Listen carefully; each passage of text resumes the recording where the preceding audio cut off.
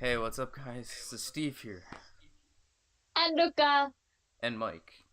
This is our New Year's special. Well, technically, kind of a thing from 48 Talk that we kind of did last year. We're also doing it this year. I was on 48 Talk doing the yearly awards, so most of my stuff I'm just gonna regurgitate back. But now we have Ruka and Mike doing their picks. Really looking forward to it, and Happy New Year to all of you. はい。Yep. So, 明けおめ。which category do you want to start off with? Hmm. How about we start with hmm. Do you just want to go with within 48 Talk what they did that order, and then also adding our own? Sure. So most shocking Yes. event So the first. most shocking moment, we'll go, Hmm. and I'll just say because I'll just go first because I was already on 48 Talk.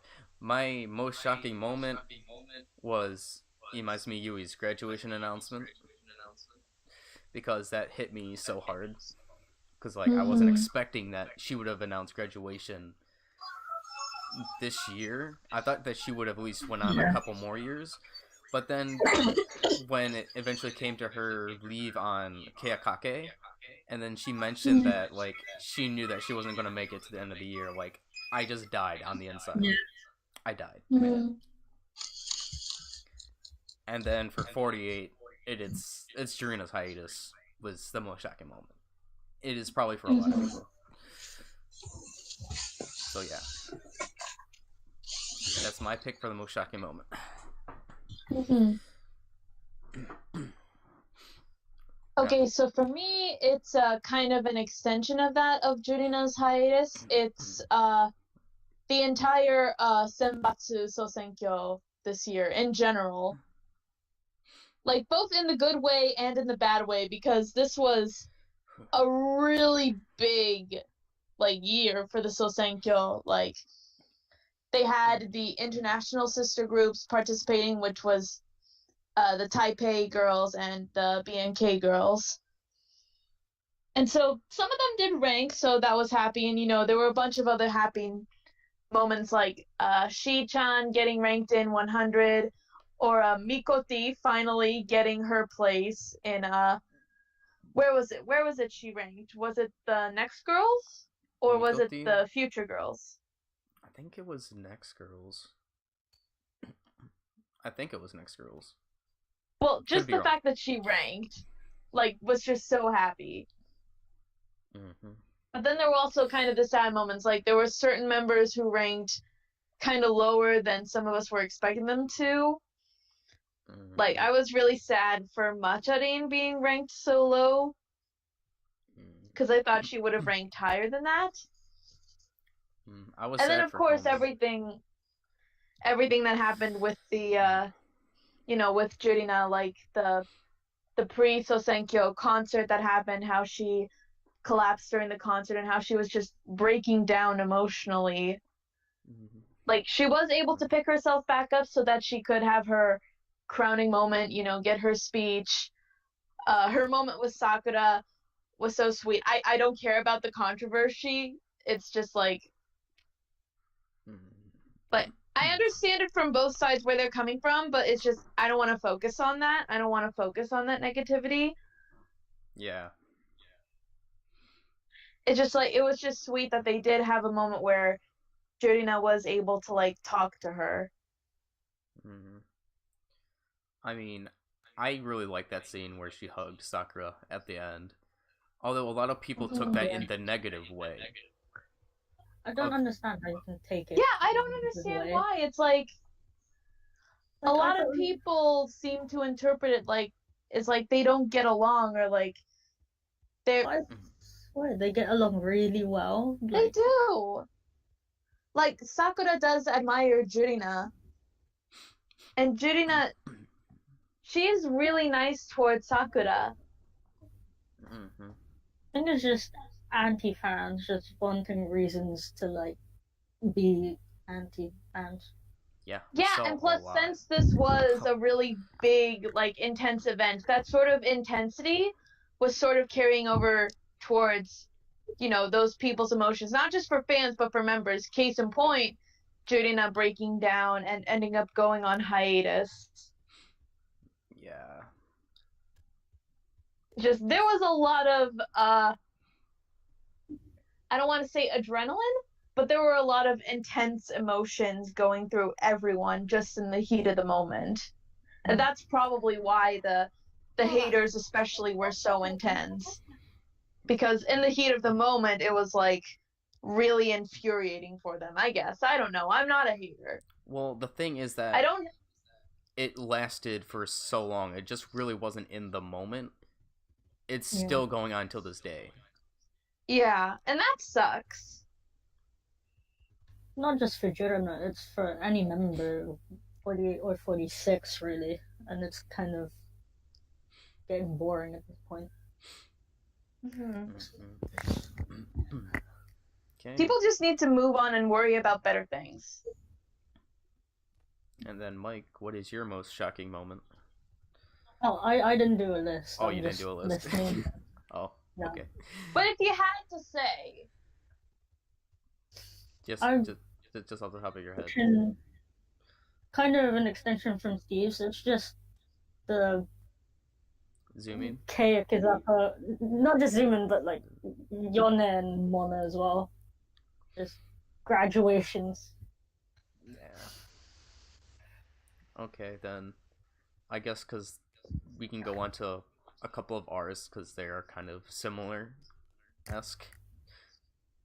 So we'll go with the most sad moment, and mine is literally the same thing as it being Zumin's graduation. Yeah, I would agree. I died on the inside, just as I stated before. Because Zumin, although Habu was shown to be my number 2, if I had to be honest with my feelings, I think Zumin would have honestly been my second favorite member of Kayakizaka. Honestly speaking, if I wasn't Nen Oshi, my Oshi would have been Zumin. Like that's my genuine case in point. So, like, her graduation hit me hard. Like, because I wasn't expecting her to just leave. And now I'm happy that at least she's going on to an acting career. Yeah. So, I mean, I would like to see her go on with a singing career as well. But, I mean, at least she's going to keep on being in the entertainment industry. Mm-hmm. Maybe she can, like, primarily focus on her acting, but maybe dabble in some music on the side. Probably. I feel like Sayane is going to do something similar. So, like, with Sayane, it would be primarily music, though, and maybe some acting dabbling on the side. Yeah, just a little bit of an opposite. Yeah, so, what was your saddest moment of the year, Ruka? For me, it was actually when Sashihara Rino announced graduation. Oh, yeah. Because, like, we've talked about it before, it was one of those moments where we're expecting it to happen, we just don't know when it's going to happen. So when it does, it just feels all the more real.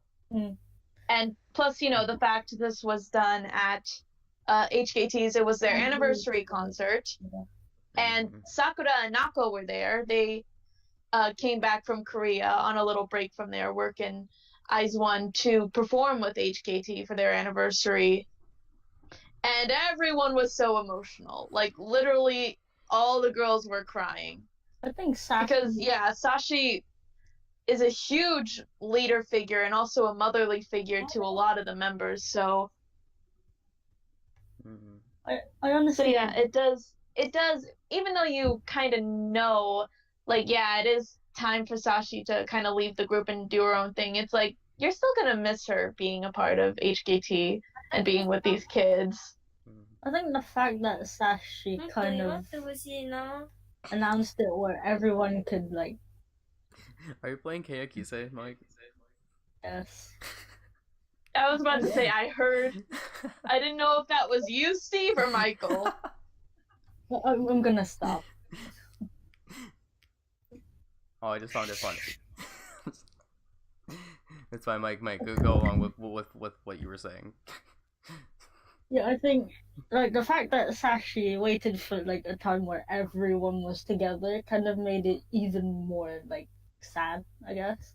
Mm-hmm. Yeah, that's kind of true. Mm-hmm. So, yeah.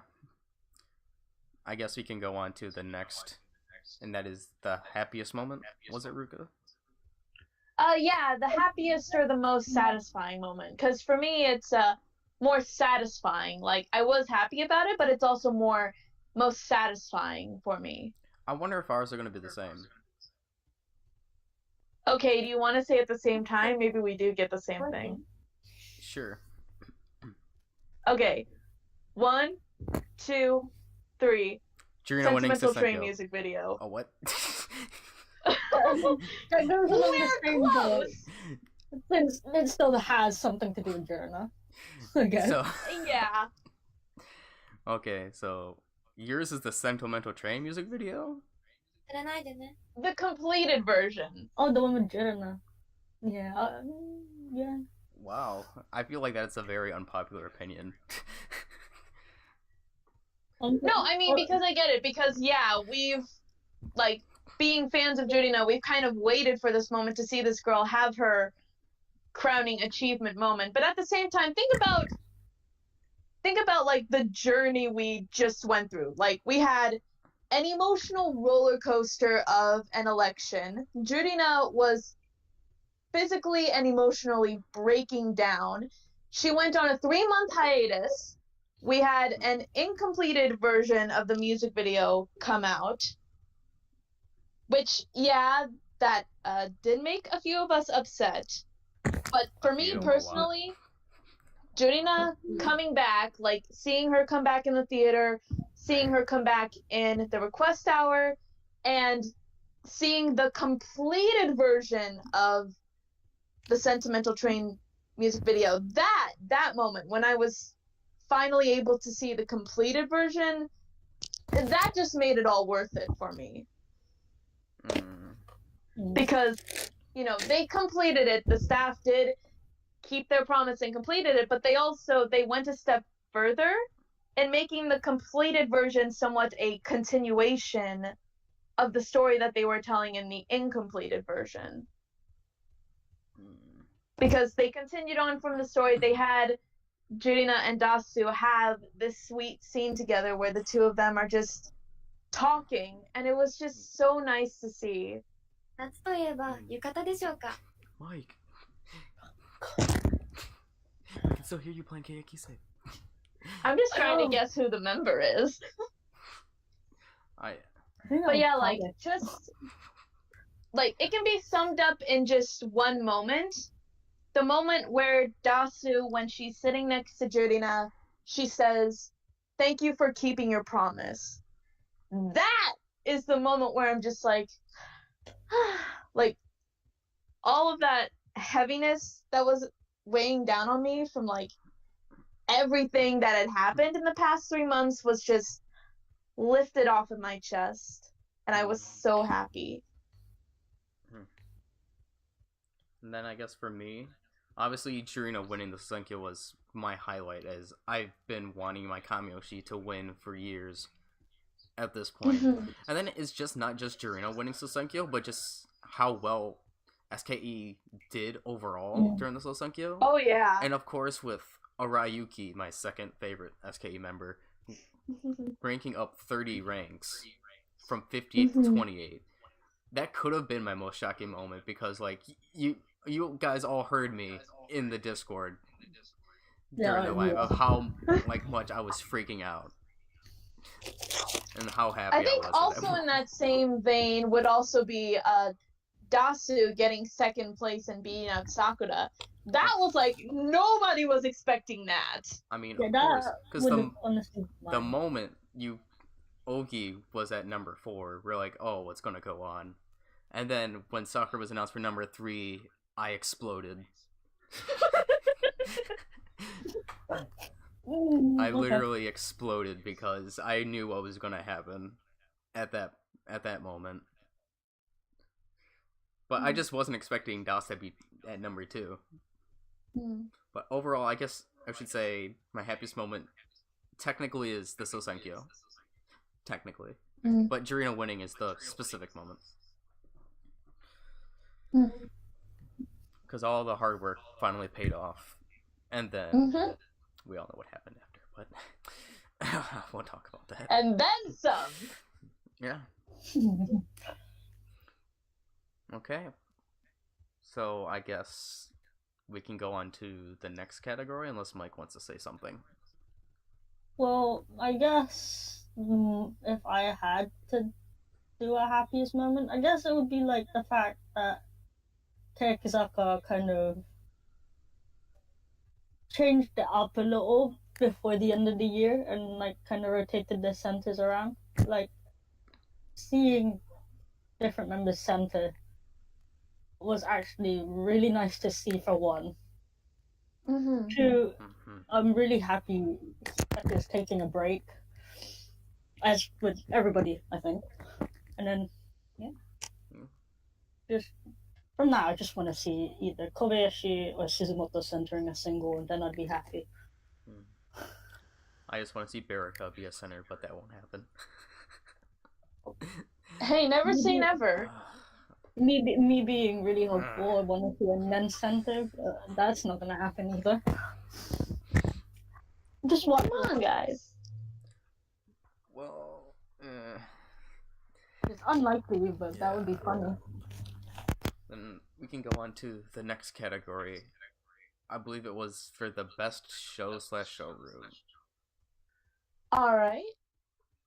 I mean, I said it on 48 Talk. I would have Hiragana Ushi for number 1 because I've learned to love the Hiragana members so much just through Hiragana Ushi and just learned so much about them. That's why during my last AKB sort, there was a massive influx of Hiragana members that got in. In my last one, like in my last Keikizaka one, half of my top 10 were Hiragana members. So, like, I'm just really loving the Hiragana members. It's really hard for me to decide between some of them because, especially when doing the AKB sort now, because I've learned to love each of their personalities a lot. And then obviously the great second is the Nogi Ego, because that show will never have me not laughing.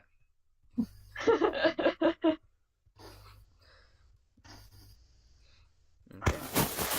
Then Ruka or Mike, either one of you two, because I know that you guys also watch a bunch of the shows. Mm-hmm. In terms of show, I have to agree with you on, Hiragana Oshi? yeah. Showroom, though. I mean, it was like a slash. So it doesn't really have to be a showroom. Well, I was waiting for the time when Zoomin and Kyonko would do a showroom, and that showroom was actually hilarious. I'm not gonna lie. So, showroom-wise, I mean, the most memorable showroom that I had was with Nagasawa Nanako and Berika when they did a showroom together. Like it was adorable and funny. I think they did a showroom for the group photo book with Nagahama Neru. It was hilarious as well. It was just like them playing around pretty much. But I guess if it had to be a showroom in a series of showrooms, it would have to be Snack Mao. Yeah. The Snack Mao showrooms. We need more members in Snack Mao showrooms. Like, the only country member who's been on thus far was Yone, and obviously he's graduated now, so it's like...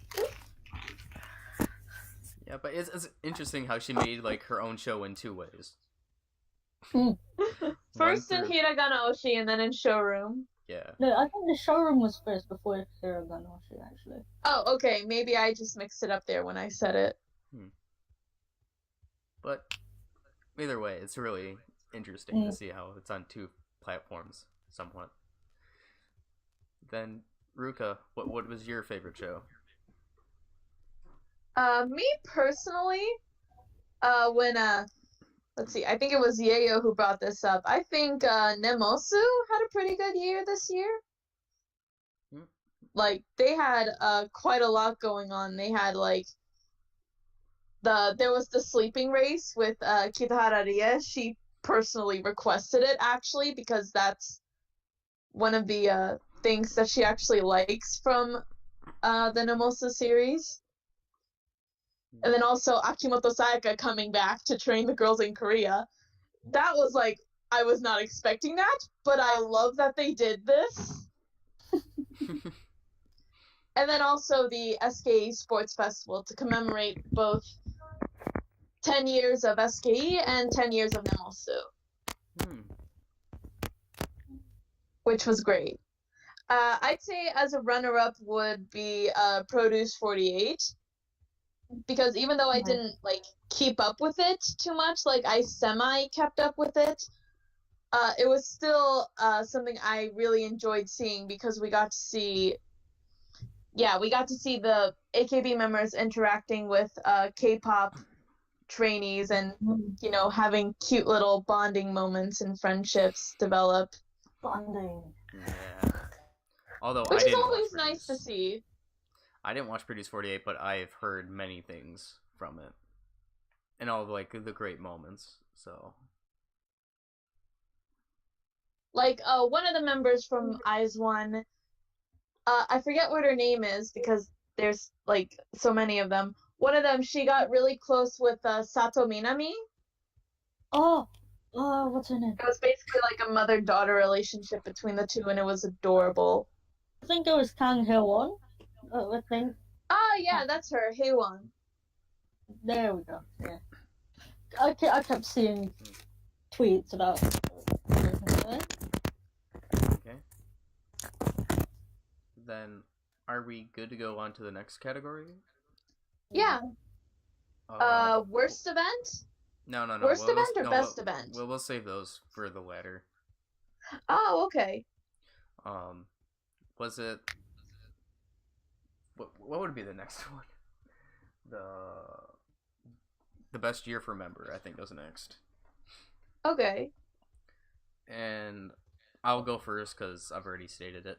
I had 2 for best year members, kind of for the same reasons, essentially. Because seeing how both of these members had very similar years, I would have to say Okada Nana and Suda Akari. Because if you look at it, they essentially did the same thing, except for the exception with Nachan having a solo concert. That's the only like really difference between this whole year. Because both of them brought photo books out. Both of the members led the groups, especially after Jirina with the situations that she had. Nachan led AKB in replacement for Jirina, and then Dasu, like I said, she put SKE on her back and ran it amazingly. Both did amazing in the Sosenkyo. Das, number 2, second place. And then Nachan 5th. Like, I wasn't... They've just both had amazing years. Yeah, I totally agree with you. Those 2 would be 2 of my top choices, too, for best year. And then also with Das, she got on a lot of TV shows. Mm-hmm. I mean, we even talked about, like, a few of the moments this year as well. Like, the time with, when Das was on the show with the comedians, with Yui. Yeah. With Yui. Yeah. Yeah, we talked about, like, those moments there. That was very funny. And then she was... the pulling out her nose hairs. And then with that water torture thing that she eventually enjoyed. And then there was the quiz show competition where she had to go through the I wouldn't call it an obstacle course, but do you know what I mean? They were trying to go up this like large slope to like get a money prize, and it was like all slippery, and they had stuff like confetti and stuff coming out, and it was just so messy. Oh yeah. There was that. That was amazing. And then there was that Dokuri one that you just showed me, like not too long ago. Oh yeah. But yeah, like Dasu's done a bunch of different TV shows this year. And kind of like what Colin said, she's really the only one that went unscathed during the Sosenkyo. She's could be considered like the actual winner of the Sosenkyo. I mean, I guess you're not wrong. I mean, what he said was true. We saw what happened to Jirina. We saw what happened to Sakura after getting number 3. And just the events that happened on after. So she could be technically said that she won. Wait, who's this? Das. Oh, yeah, that's true. If you think about it, it's true. Okay. Then, Ruka, who do you have? Or do you have the same picks? Yeah, I mean, I pretty much agree with you. Like Na-chan and Dasu. Okay. Then, Mike, you won't have any, or did you just want us to go to the next category? In terms of Keyakizaka, I guess I'd have to say this is best year for member, right? Yeah. Or, Yeah. I'd have to say Kobayashi Yui, simply because the amount of the fact that throughout the year she's centered so many performances. It's kind of like a good stepping stone for her. And I can really see a Yui Pon center in the near future, honestly. So, yeah. Okay. Then we'll go on to the most improved member. So, I had Kitagawa Yoshino for the reasons that she was involved in multiple stage plays. Yeah. She's now like one of the bigger 8th gen members now in noticeability, and she did really well within the variety shows that SK had with Musubi and Zero Position. Yeah. At least from what I've heard. So. Oh yeah, they had an episode of Musubi where they were. I want to say this was like a gymnastics place or something, but it was somewhere where they taught like gymnastics and stuff. They were basically there to see who would be the best action movie star, and Yoshino was there. You showed me that. Yeah, and in the end, they did it was like less than a minute, a short movie where Yoshino was just a total badass. Like, she was doing cartwheels and flips, she was doing kicks and stuff. She had nunchucks, because she can do nunchucks. She can do nunchucks, that's awesome. So, yeah, Kitagawa Yoshino, I feel like, has improved the most. I totally agree with you. And yeah, like, all of the stage plays that she's done so far, like, when she was in Romeo and Juliet, that was when I first, noticed her for the first time, and I was so happy I got to find her, in that place. Mm-hmm. And also seeing her in Negima was quite enjoyable. Oh, I enjoyed that too. And so I cannot wait to see her going forward, seeing her do more stage plays. I really want to see her in Toji no Miko when the DVD or TV airing, whichever comes first, comes out for that. And I can't wait to see her in a SKE Bingo. Oh, yeah. I think she could set a good example for some of the more less experienced members. And just going on a side thing, just a little bit, Ruka. Now that the 9th gen have officially debuted, although I didn't see it myself, I just heard about it. Do you now think that they're going to be on SK Bingo now because they have officially debuted? They probably will, 1 or 2 episodes down the line. I would say maybe. Like I said, it depends on the schedule of the filming, what they're doing the show. Yeah. Okay, I just wanted to hear your opinion on that. Is there any other member that you would have thought for most improved? Yes, I do. I actually have one aside from Yoshino. Okada Miku. Oh yeah, I love her. I love her more than Yeah, I can see why. Yeah, she made a really good jump from Kenkisei to now full-time Team S member, and it's because of her monomane, which are adorable and hilarious. I still remember. I think it was during the Monomane Grand Prix or something. She did the Techi Monomane. Yes. That was so cute. Yeah. At that moment, that was actually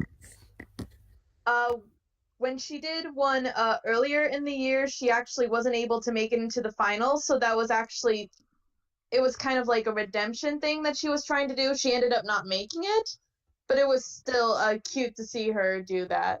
Mm. Especially when she did Takamina, because like that was really good. Yeah, it's something that like I really wasn't expecting at first, especially when I got into the 8th gen. I mean, including with Kitagawa Yoshino, like I knew her before she got into all these stage plays, but like I didn't know that she would do this well. Oh yeah. So yeah, and then I'm trying to think if there's any for Nogi or Keiyaki. I didn't think that through as much. Yeah, I can't really think of any off the top of my head right now, especially now at the moment.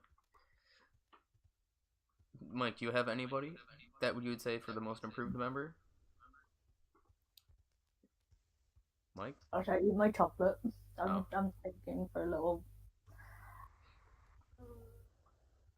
I guess I'd have in terms of character, I'd have, especially with like the Zambi stage play that happened in November.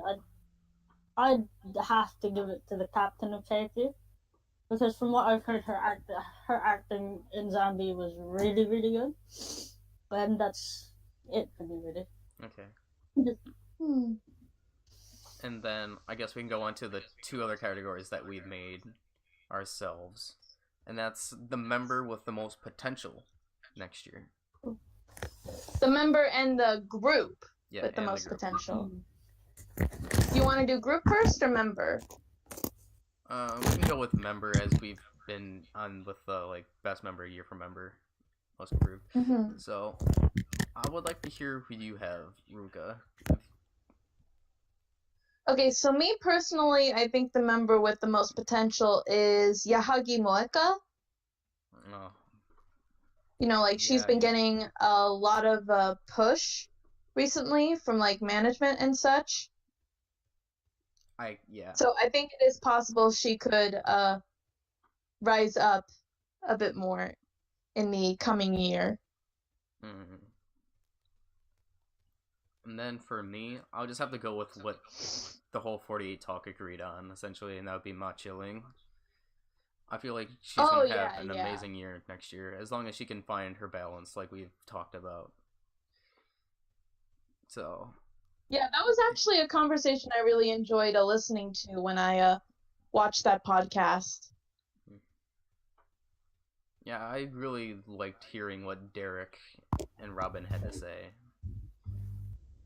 So yeah, I think Ma Chilling is probably going to be the potential best member next year.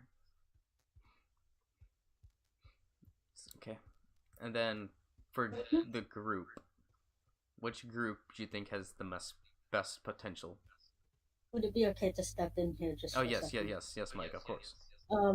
I definitely think throughout this year, we have shown that they could be a separate group from Kanji, and I think if management continue it on next year, like debut single, more concerts, maybe another TV show, just I have that feeling, but knowing Keiki management, maybe not. Okay, so you have Hiragana. I mean, we'll see. We'll see, but... Okay. For the Sakamichi side, for me, I mean, there is potential, but there's also they could have just struck gold. I probably have to say Yoshimoto. I feel like Yoshimoto has the most potential. I get where you're coming from, yeah. Because their debut single was surprisingly really good. Yeah, I get where you're coming from because they literally kind of blew my expectations because I wasn't expecting anything from them. So I would have to say that they have the most potential for next year in the Sakamichi side. And then for 48, I'm gonna have to go with SKE because of they're now under new management, and I feel like Keyholder is gonna have a lot more better decisions than AKS because we know how AKS decisions have been terrible. So. And plus, now that the ninth gen members have officially come in, now it's going to be really nice to see how they're going to affect the group. So yeah. So far, by the way, kind of sidetracking, of the ninth gen who debuted, because I don't know how well you followed like the showroom stuff, I didn't follow like any. I know numbers, but I don't know the names. And like I said, like the members that I did end up following, none of them made it. So. Oh. Okay, really I just want to ask, like, just based on first impressions, who do you like? I mean, I wasn't able to see the New Year's event, so like I can't even have an impression. I don't have any impressions on them right now because I don't know what they're like performing. I didn't really watch any of the other members' showrooms.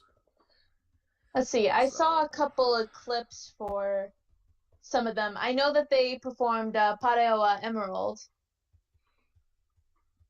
So, what are your impressions on the 9th gen, at least debuting then? Because I have literally zero. Well, for me, first off, visually, I think they all look really good. Yeah. And there were quite a few of them where I wasn't able to watch a lot of their showrooms, so I'm hoping maybe now, like, alongside of watching them now as Kenkyusei, I want to try and, like, go back to some of the showrooms that I wasn't able to watch and see them.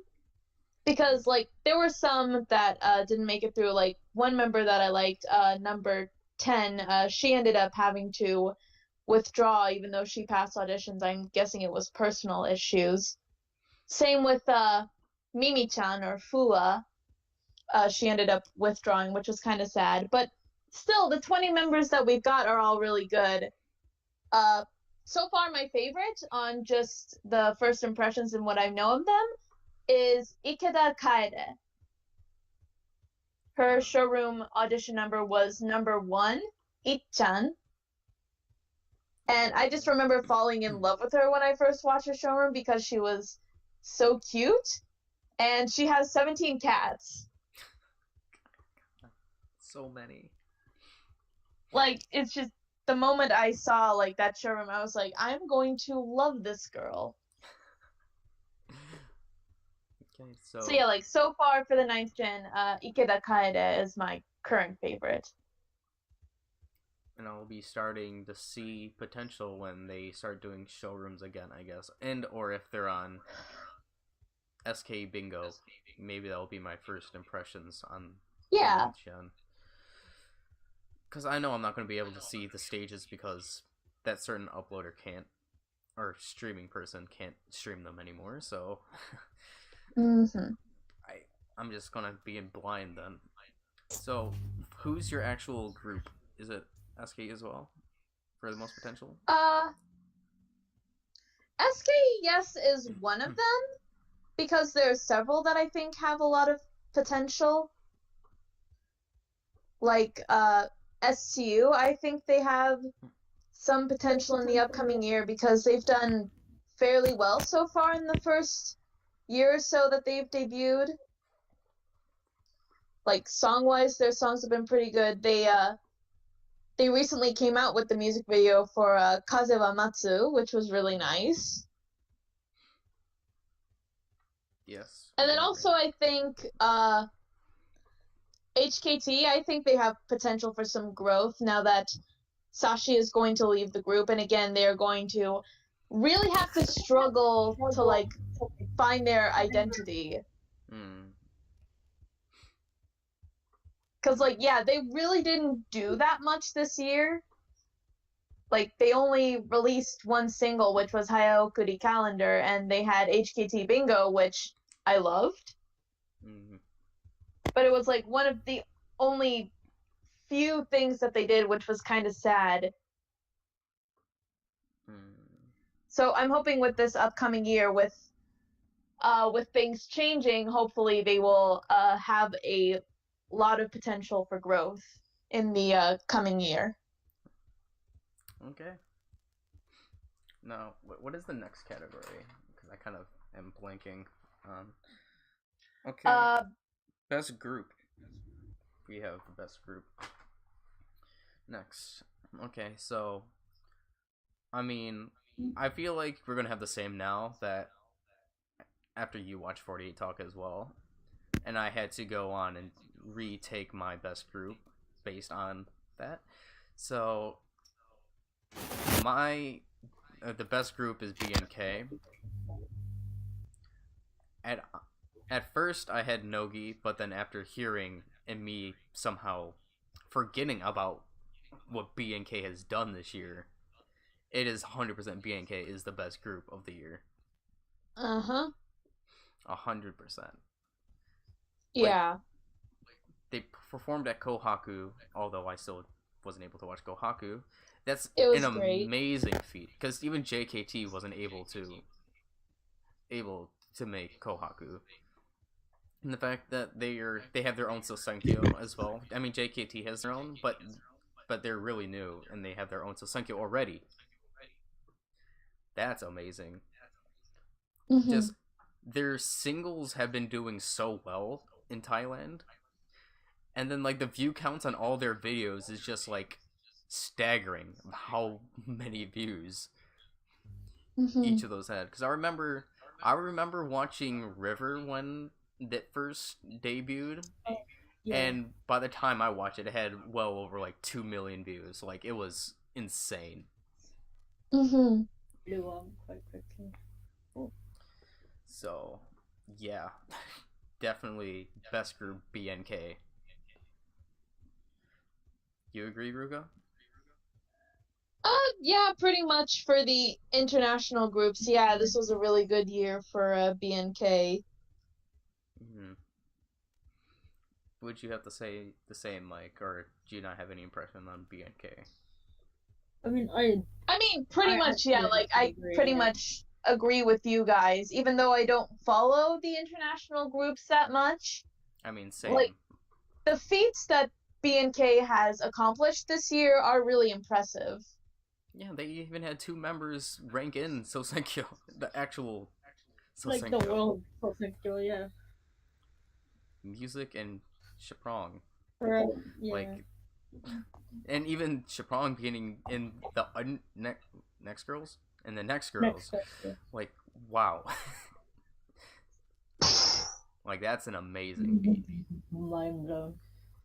I'm just gonna go out on a limb here.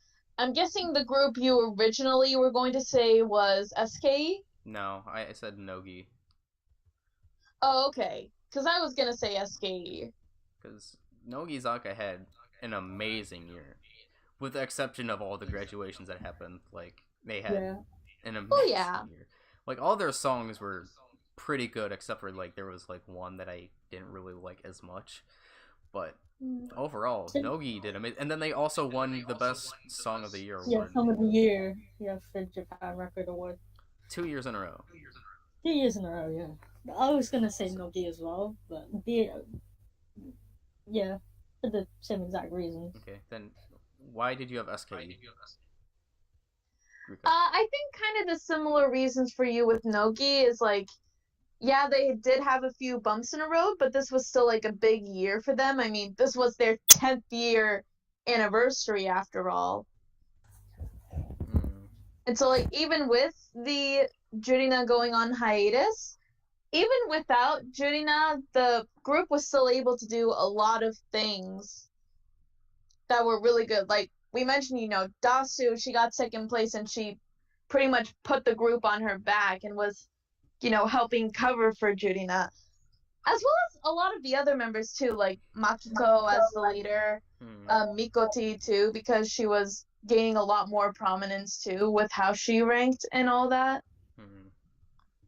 So like in general, SK went through a lot of growth, and now with their ace back, they're able to, continue going forward and working together. Okay.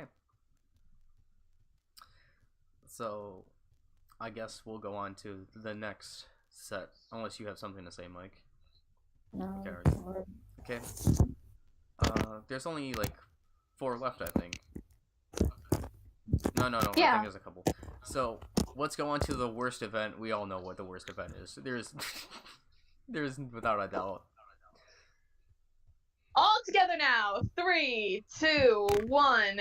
Janken tournament. I mean, you saw. Do we really have to explain? I mean, if you guys watched one of our news videos on when Janken actually happened, you saw how much I was ranting on Janken of how terrible it was. Essentially, Robin said it was the shortest, which like that was a blessing in disguise for me. That it was the shortest because, like I said during that video, well, not during the 48 Talk one, but the one where I was actually ranting on Janken.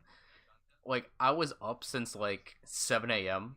the previous day, so having Janken be only 4 hours was a blessing. Because it was terrible. It was 4 hours and it was considered short? Yeah. Because usually Janken is like... That is... wow. Because Janken is usually like 6 or 7 hours. If I... Okay, maybe not 6 or 7. But more or less on the longer side of 4 into the 5-hour territory. Janken usually is. Because you also have to think of the previous Jankens, they actually had like... I'm not sure, did they have a pre-Janken concert? Yeah, I think in the past they have had instances where well, in the past previous Janken Senbatsu would perform their song. And then also if they like... Did they do that this year? I think they did do that this year. And then there were a couple of instances where after the Janken they would like sing their new single. Like they did that with Uza and with Heart Eriki. Yeah. See, that was the thing that we were complaining about, especially the most, like, although it being the most boring Janken to date ever, because it truly was, and how the commentating was more interesting than the actual Janken. Especially with how they made an announcement for an announcement instead of just announcing whatever it was they were going to announce. I was so pissed at that. Like, really? Like, I was so pissed at that. Like, apparently somebody called and I had the voicemails going on. But like, I was so pissed. You heard me, Ruka, of how pissed off I was. Oh, yeah. Because it literally makes no sense of how you announce that you're going to announce something the next day after supposedly when Janken is one of the 4 biggest events in AKB. Like, it's dumb. And like when we stated in that video, like in the previous Jankens before it was becoming the group Janken tournaments, of like they would do performances of the announced song. Like, they wouldn't even announce the song. They would just show the song. Just like what happened with Uza and Heart Eriki. Like, those were amazing performances that were just shown immediately for the new song. Which technically they could have done. They technically could have done that. At least had something memorable for Janken. Which there wasn't any. And like I said, the winners didn't even get a trophy. They got a check. Come on, they couldn't even give them the tiny version like the last unit did? No. That's what happened last year, right? They got a tiny version? of the Janken Trophy? No, I think what happened was they won and they got a check, but then like afterwards they got a small trophy, if I remember. But still, like, it was bad. Like, I was falling asleep, like, in between. Like, it was bad. So we all agree John Ken is the worst, and will probably always continue to be the worst. And until they get Hype Announce Lady back, and then they start doing single John Kens. So yeah, we all agree John Ken's worst event. Now, do you have any other reasons, Ruka? Because I feel like I ranted the most. Okay, so going on to the best event now. I had the Sosenkyo for the best event for the reason Jirina won and SK did amazing. So my best event was Sosenkyo. What was your best event of the year? Okay, it was hard for me to choose because there were like several really good events. Like, I mean, Colin brought it up, the Gekiran no Nachi Romeo and Juliet, which I adored. And then also, kind of in a similar vein, it was in March this year, there was the Revolutionary Girl Utena stage play, which Nojo Ami was the lead in. Oh, right. I love that because I really enjoyed the original anime. And then also, I also had, like, this was just written as an honorable mention, was the WIP Queendom event. Oh, right, that did happen this year. That was so big. I completely forgot about that. Like, for me, I think that played a big part into Jurina and also Dasu, especially because Dasu made such a huge impact in the WIP live events. Not just Queendom, but also the WIP Climax the previous year. Like, those, I think, played a huge part in boosting up Dasu's popularity because she did leave such an impact on there. That's kind of true. And then the runner-up I had was Request Hour, because NGT destroyed Request Hour. Okay, I was just about to say... Yes? I was just about to say, I put for my favorite event was actually not the AKB Request Hour, but SKE's. Because unlike AKB's Request Hour, where recently it's just been a battle of Team 8 versus NGT, where you kind of know one of them is going to win, with SKE, you had no idea what was going to happen. It's just true. SKE songs, so it's just focusing on the one group. And then you had Kaotan announcing graduation during the Request Hour, which was super emotional, and made even more emotional with how her duet with Dasu, Koko de Ipatsu, ended up getting first place, which I was not expecting. And then also, as I mentioned earlier, that was when Jurina made her official comeback, you know, aside from when she appeared in the SKE Theater during Nojima Kano's birthday stage. She officially came back during the Request Hour and she performed Akai Pinheel, which I loved. So that's why the Request Hour, the SKE Request Hour. And plus also the fact that it's been a while since SKE has had a solo Request Hour. Like, I think the last one was in, like, 2015 or 2014? Something like that. Like, it's been a few years for them, so it was really nice to see them have another Request Hour. Okay, yeah.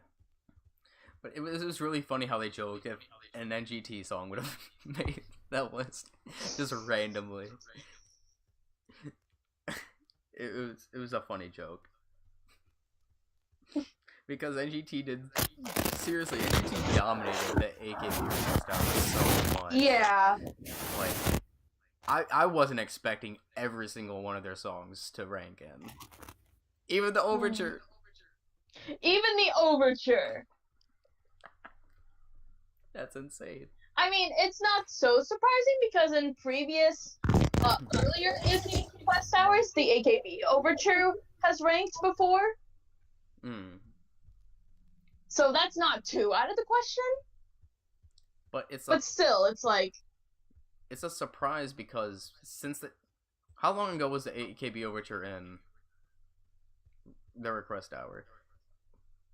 Because I don't know. Because you have to think of how many songs have been made since then. So that's hundreds. So really surprising and amazing then for the Overture to rank in nonetheless NGTs. Okay. Do you have an event, Mike?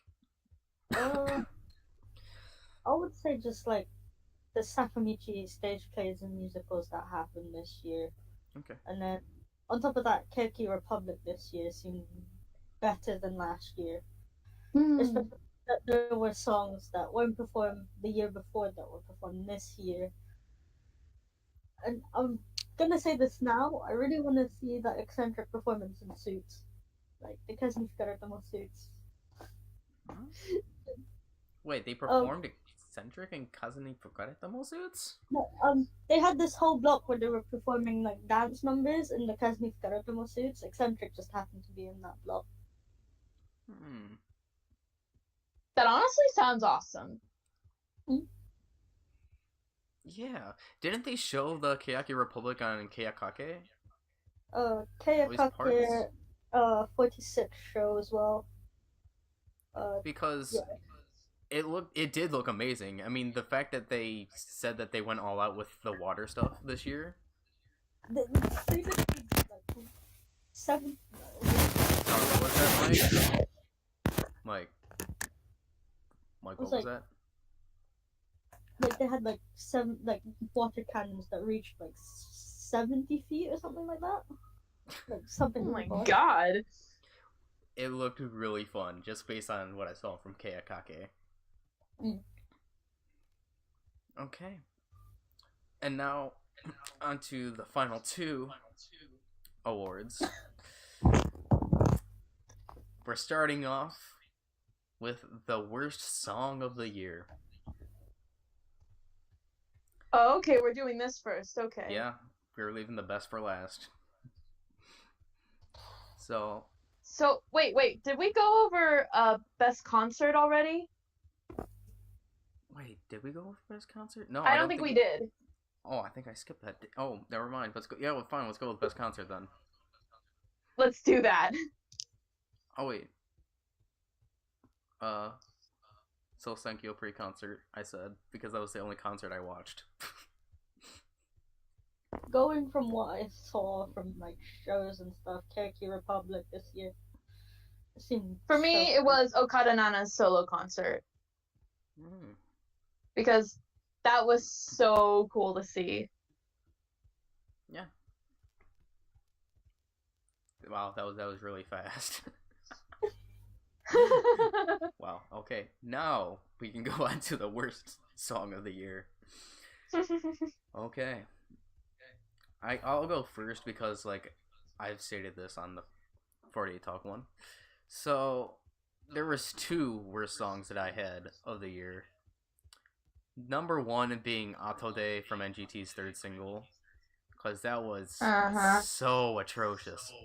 Oh. And the music video was also horrendous as well. Like, there was... Oh, God, that song is so bad. And then I had the song Sore Demo... What was it? Sore Demo... I have it right here. Sore Demo Kanojo wa Odoru? Yeah, the one from No Way Man. I like that one. I thought the music video was kind of interesting too. I had that as my second because of the instrumentals were horrendous.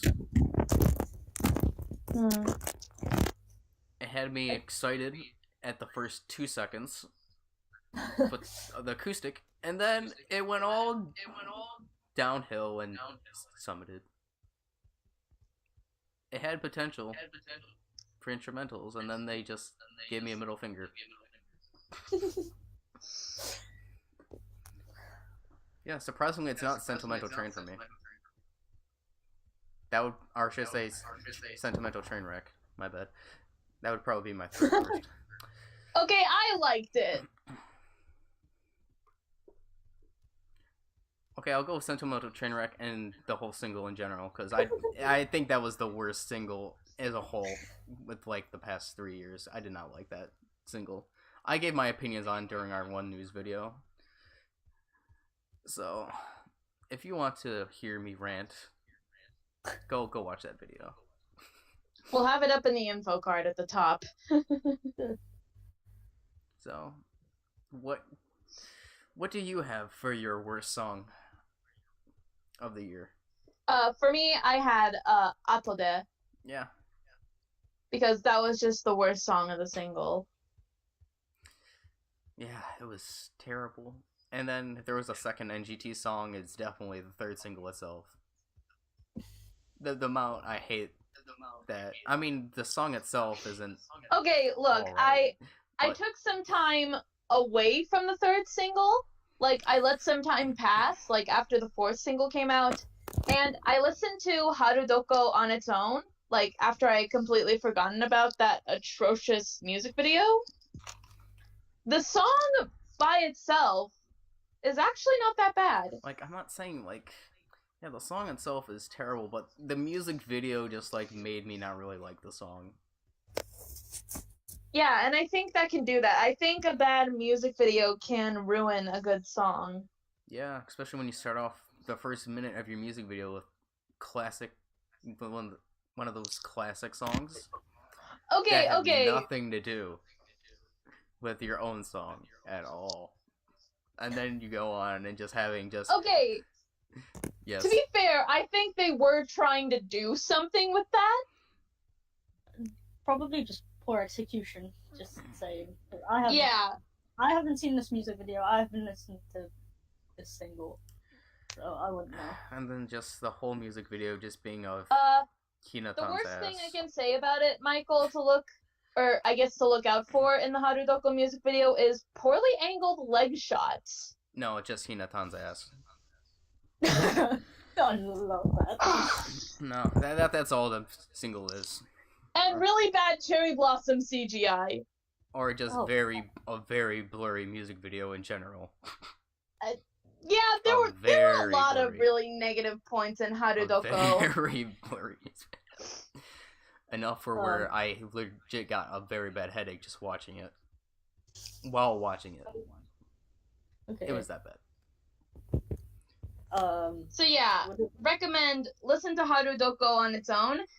Don't give any second mind to the music video. Never watched the music video. No. Never. Would it be okay if I play my voice Yes. song? Since it's the only song that I've really listened to from 48, I'd say Teacher Teacher. Just not my type of song, plus the music Fair video was terrible. Yeah. From Kanji Tekizaka, I'd say Student Dance. 100% student dance.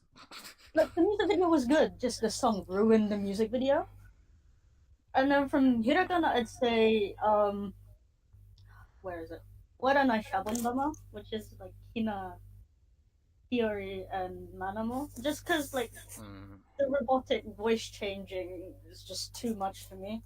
That's why I always skip it whenever it plays on shuffle.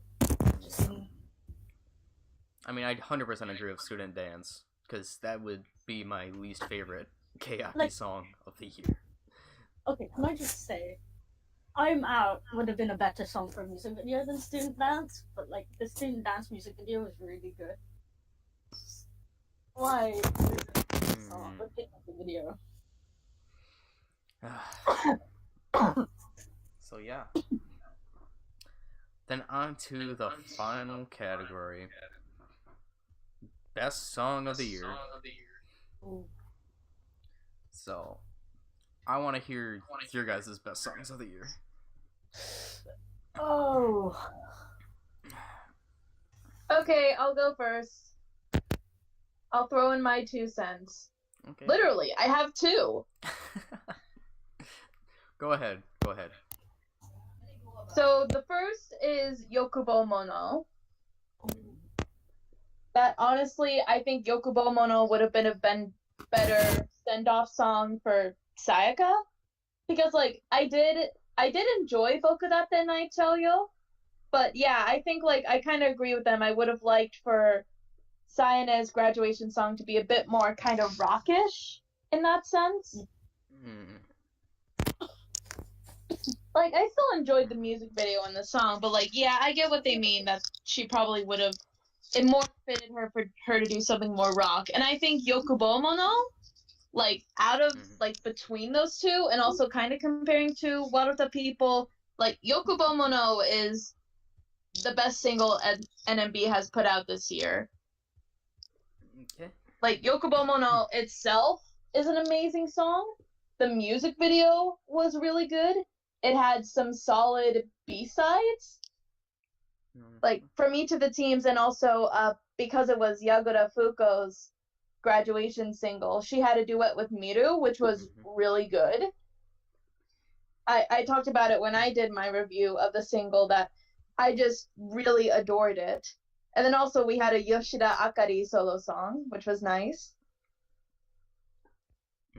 So yeah, like that, in that sense, for the single overall, NMB's Yokubomono. But for the song, like, by itself, my second favorite best song of the year is SK's Muishiki no Iro. Okay. Like, the minute I first watched the music video when it came out, actually, the music video came out last year, like, towards the end of last year, towards the end of 2017, and I just fell in love with it. Like, the song was so catchy and upbeat. I loved the music video. I loved the concept behind it. I loved the outfits, the two different types of outfits that we got from it. I just adored this song. It was great. Okay. Then, I guess, Mike? I'd have to agree with Ripka in terms of the 48 song, with Middle, just because. Okay. Fun out. And then, because you are more Keiaki, Yeah. I'm assuming your other favorite song is going to come from Keiaki. I've got one from 48, Keiki, and Nogi. Okay. Oh, okay. Go ahead. My Nogi one would be Synchronicity. Okay. Yeah, that was a good one. It's the song that makes me want to go into Nogi. And then from Keiki, out of the two singles they released this year, I'm gonna have to go with Garaswara. Simply because of the B-sides more than the A-sides. I did like the A-side, just not its music video. Okay. Damn it, like, if we had known Zumin graduated sooner, I would have gone to, like, Denmai Jikaku no Yume a bit more. That would be tied with Garaswara, actually. Denmai Jikaku no Yume. Okay. Yeah. And then, I'm going to massively cheat in this category. Massively cheat. So, overall, my favorite song was Nichijo from Nogi's AKB48. Was Like- that Nana's solo, or is that... No. Nichijo is Hinako Kitano's center as an under. Her comeback. Amazing. It's an amazing song for a comeback and for an under song. Like, it was the song that I needed at this point, because we all know that I love my cool type songs, and then like I wasn't expecting the like breakdown EDM in like the middle of it. Like, it was, and then with the chorus part, I really love the chorus part to the song. And then obviously we have a very funny music video as well, with the members just having shades on.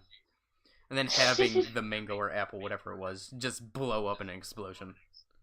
I wouldn't necessarily call it a funny PV, but it definitely had some kind of funny elements. Mm. Like, Because, like, it kind of had the sense that, yeah, you're Yep. not really fully take it seriously, but there's still kind of a serious atmosphere to it, even though there is the whole dealio with the shades thing. yeah. And then I had for my second favorite, because if we don't count graduation songs, then it would have to be Sakamichi. Would have been my second favorite Noki song of the year, because just like when the Slow Podcast did their top 5 songs, like this song just shows the essence of Nogi. This is what you could literally, if you're trying to get somebody into Nogi, you show them this song because this fully captivates what Nogi is about. And then having it be with about Nanase's, well, it wasn't her grad song, but her send-off song is Nogi in general. The music video was really emotional. Like every time I watch that music video to this day, like I don't cry, but I get to the point of almost start crying every single time. Like the music video and song are just beautiful. Especially with the thing of with having Nanase with her 2 separate, I would say, selves to her. Yeah, like her artist self, because Nanase does like to draw in real life, and then also her idol self. And then just both accepting one another, like at the end. It was beautiful. And then for Keyakizaka, I have Glass Waware, because another cool song. Keyaki does some amazing songs, but they didn't put out a lot of great songs this year. Like most of them were more of the on the upper side of okay to decent, at least to me. And then the runner-up would be Yoake no Kodoku, because the first time I heard that when Mike showed me, like it was so emotional. Like I couldn't believe Techi's solo song could be like that. And it's an amazing ballad. And then I said I'm going to massively cheat because I'm going to pick one song from each of the 48 groups. Except for like... okay. So for AKB, Shuden no Yoru. Definitely my favorite AKB song of the year. But there's like no doubt about that. It's one, a Team K song. Call me, I'm a Team K. And then it also has that cool vibe to it. The dark, cool vibe to the song. The music videos also has that atmosphere with the dark coolness. Where I know some people at first, I think including myself, said that like the beginning of the music video felt very Keyaki-ish, like how dark it felt. So for AKB, Shuden no Yoru, SKE, Stand By You is my favorite. Oh yeah. The only problem like I had with that song, like I've stated before, is the hey chants in the background that just don't need to be there whatsoever. Because literally, why are they there? They don't need to be there. NMB's Yokubamono, because an amazing song from NMB. HKT, they're probably the only group I don't have a song because I don't think I've listened to an HKT song this year. That's really unfortunate. I'm so sorry about that.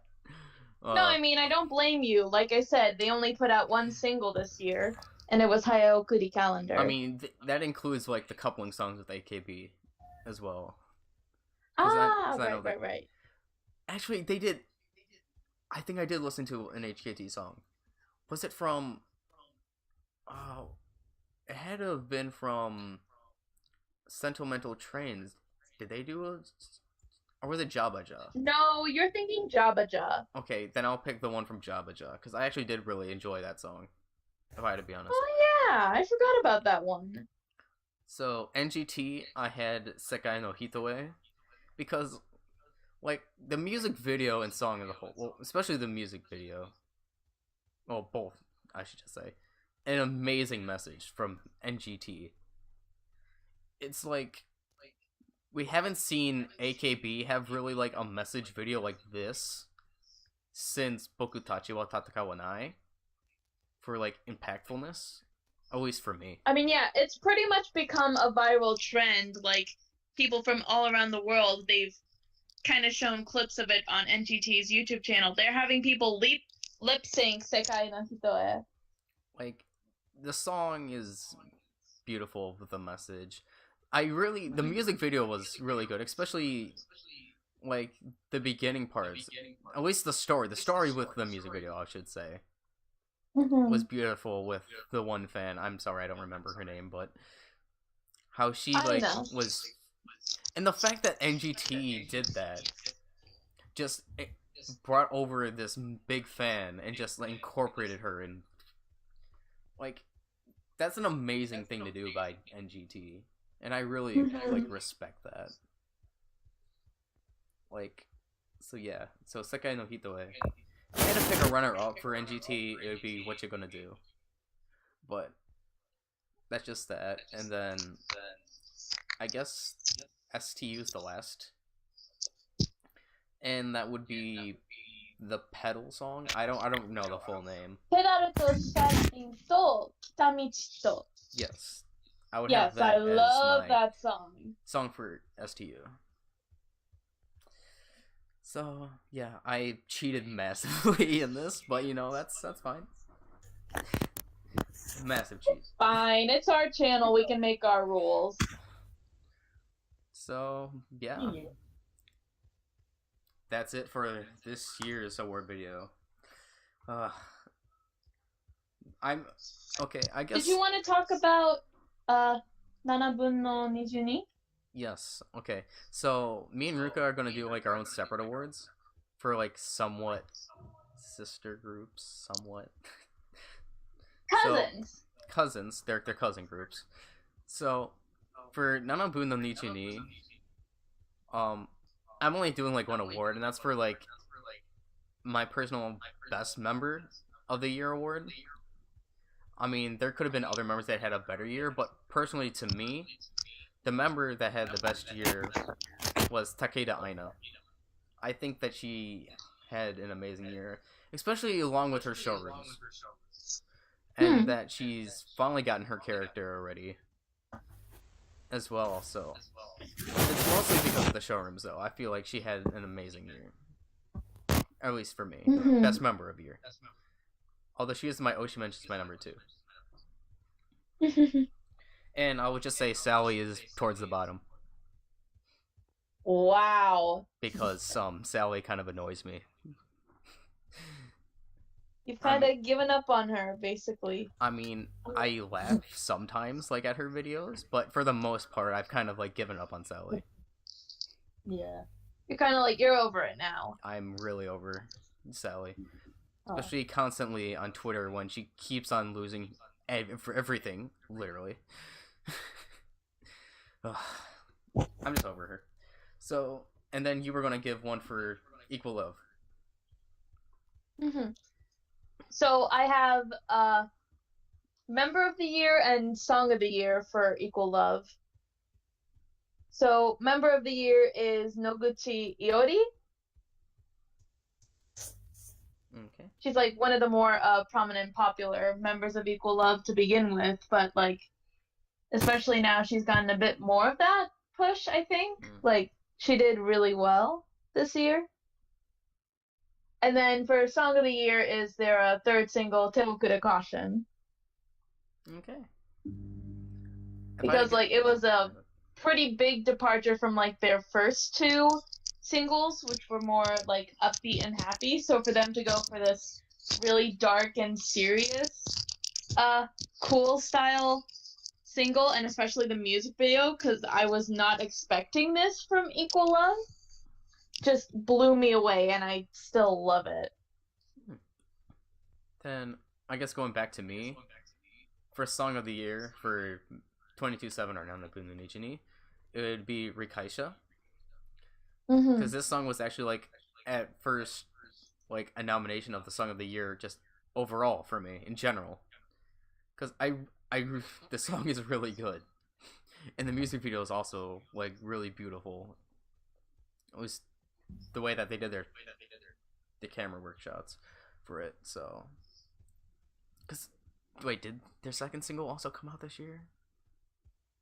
I think it did. So yeah, definitely Rakaisha is definitely song of song of the year for me for when it comes to Naruto and Nijini. Okay. And then I guess we can do what 48 Talk did. Your overall thoughts of 2018 and any predictions that you have for this upcoming year. A different Keiichizaka Center. That's my only hope and prediction. Especially with Techi out at the moment. It's- Do you have any Yeah, like thoughts in total? overall, Sorry, Mike, your overall thoughts of this year? It's been very turbulent in terms of Keiichi. Not gonna lie.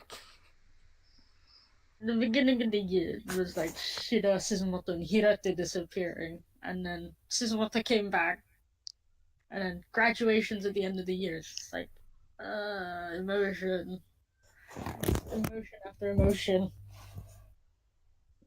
Yeah. Okay. yeah, this year has been very eventful for a lot of the 48-46 group. There have been some highs. There have definitely been some lows. We've had some rocky, rough patches. Like, not everything was smooth, but when there were those really good moments, there were some that were like just really amazing. Let's see. I guess predictions for me. I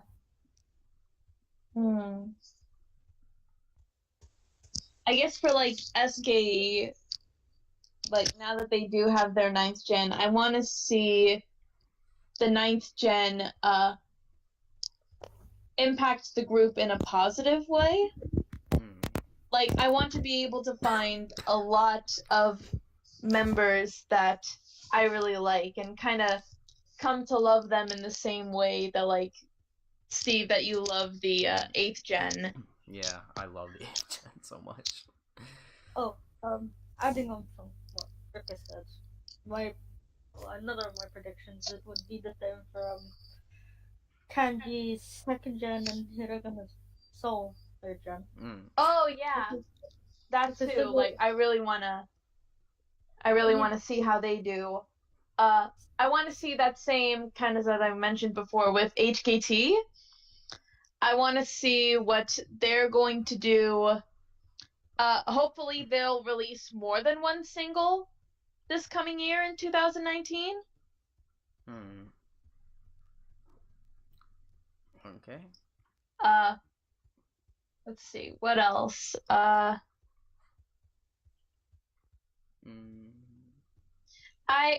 I would like to see like another new drama or something from AKB, kind of similar to Colin. I want to see them do something not like that's different from Majiska Gakuen or Majimuri Gakuen. Like I think like Majimuri, the stage play at least did well. It did pretty decent, but like from what they've been saying, there's really no after to Majimuri Gakuen. So I'm really thinking I don't know what else you can do with the Majiska Gakuen series unless you did do a spin-off where it was SKE only. No, I have an idea. What's that? But it would involve my theory between seasons 5 and 3. Yeah, I get what you mean. Yeah. Maybe if they did something like that, maybe. But if not, then they're probably just gonna start all over again. Yeah, like if they do something for you know who. Yes, I would enjoy that, but if they were to do something like completely different from Majiska Gakuen, I'd like to see them maybe tackle a different kind of genre, maybe? Because we've seen action, we've seen horror, we've seen romance from them. We also seen very drama, because I don't know if you watched their drama Sakura Tegami. Yeah, Sakura Kara no Tegami. That was a great one. That was a beautiful drama. It really was. So yeah, like hopefully we can get something like that. Just because, yeah, I do love seeing members act and stuff like that. I kind of want to see a characters up a drama that's like Yeah. when like there are so many members who can act like great Yankees if you like seen that kid in their 2 episodes. We can finally get that Sakamichi AKB Majiska crossover we've been begging for. Oh, that's true. They could do that. I mean, they teased it in Kabaska, and they didn't give us anything. That was with Nogi, so if they did do something like that would just be not Keki, AKB and Nogi.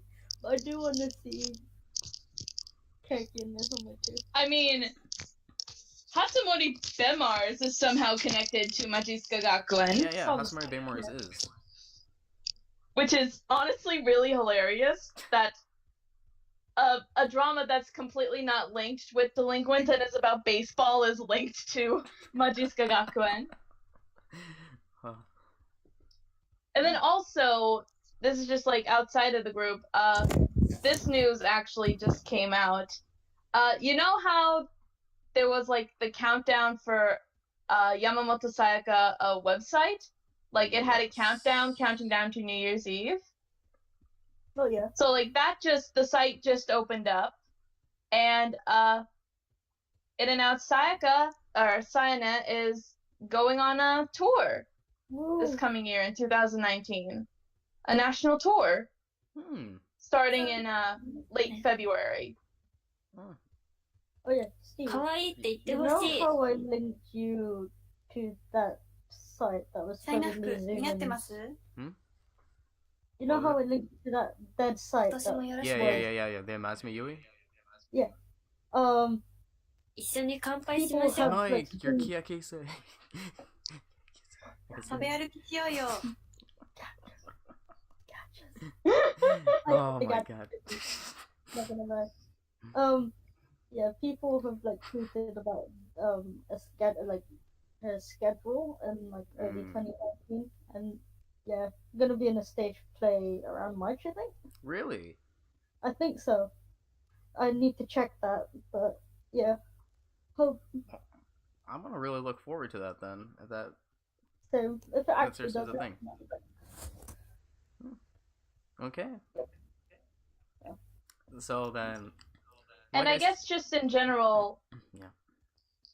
I Go guess on, just in general, my thoughts are kind of the same. I want to see a lot of improvement and a lot of growth from all of the 48 and 46 group.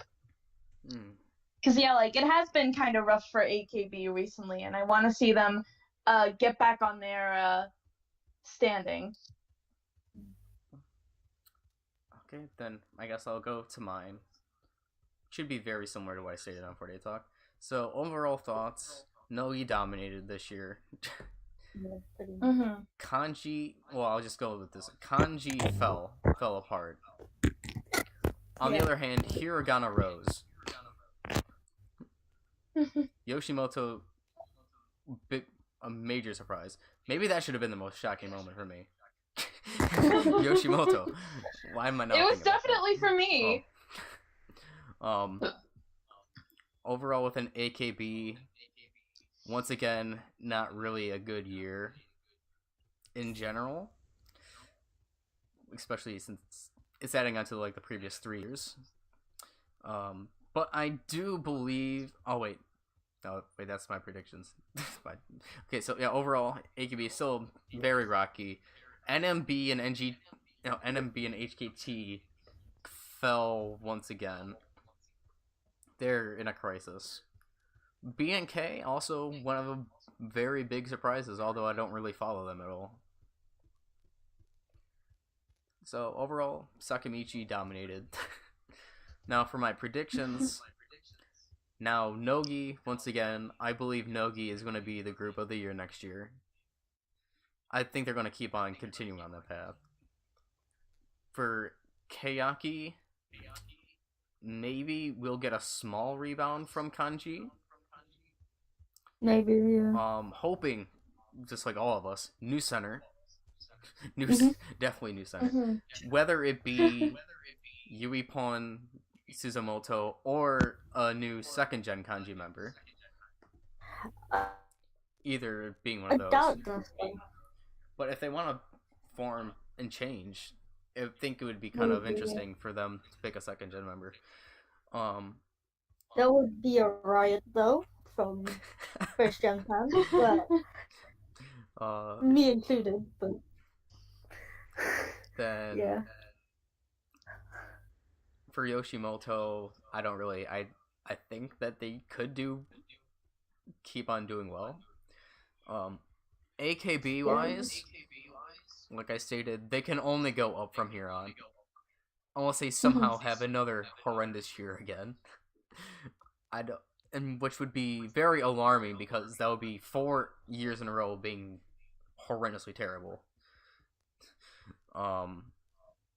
SKE, like I stated, I'm predicting a DOS center. And then after Colin said a Furuhata Nail Center, I would actually really enjoy that. So, Oh, now same. something. You know what I hope? Hmm. You know what I hope? Since Furuhata now, since she released a solo mini album, I would actually like to see her have her own solo concert. It's very plausible. It is very well plausible now. And then, what I was saying, trying to get to on 48 Talk, that I couldn't remember the word. This is going to be Jurina's redemption year. I believe it's going to be her redemption year. She's going to redeem herself from what happened from the Sosenkyo onwards from the later half of this year. And yeah, like the last few months of this year was kind of the start to that because she has come back, but she's not like full 100% yet.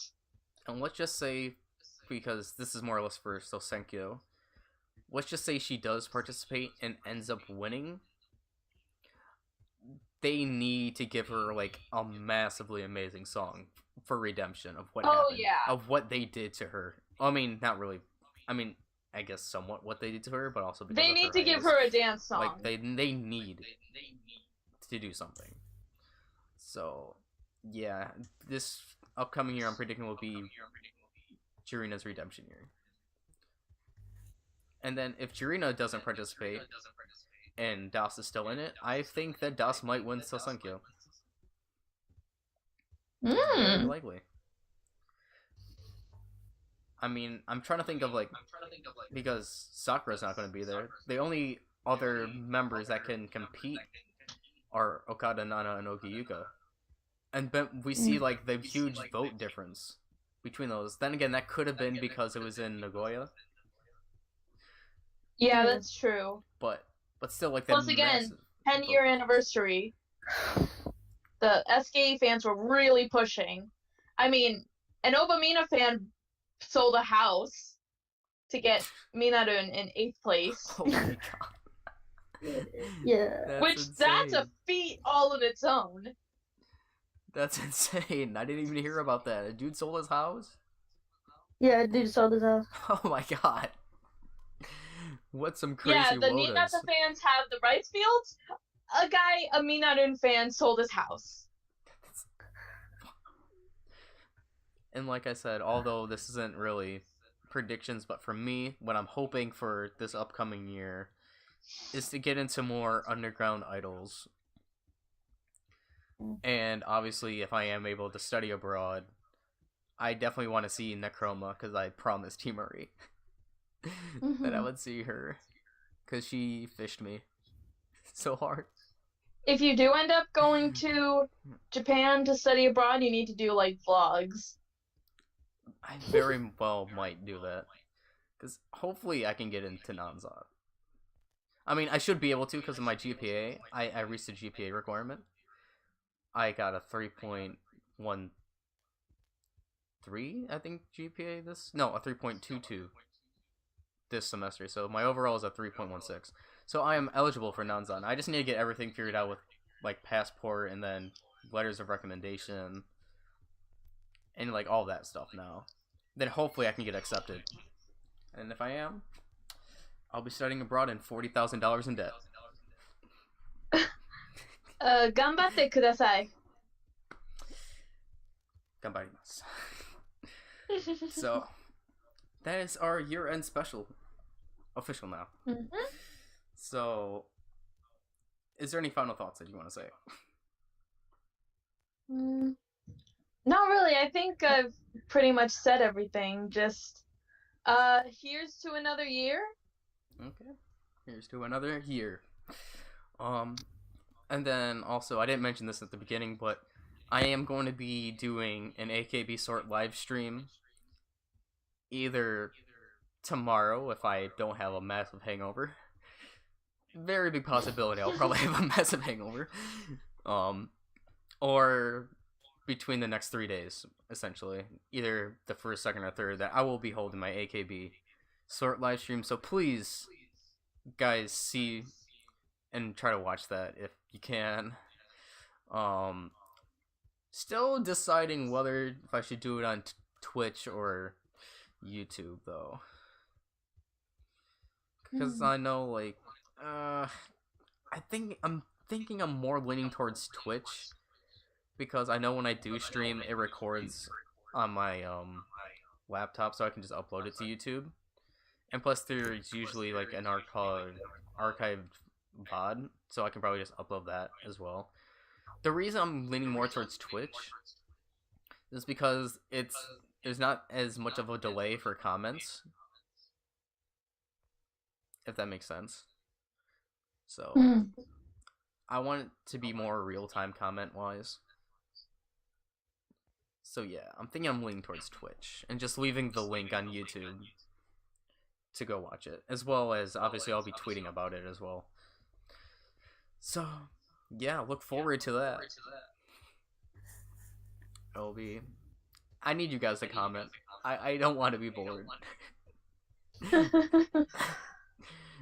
So yeah. We'll be there for you. Thank you. So that's it, guys. Until the next video, the news video. Most Happy likely, New Year! and a Happy New Year, guys. It's literally an hour and a half till New Year's on my end, so I'm just like, Oh, Wow. Akeome! Okay, omit. I feel it. So yeah, Happy New Year, guys, and until the next video, see ya. Bye bye!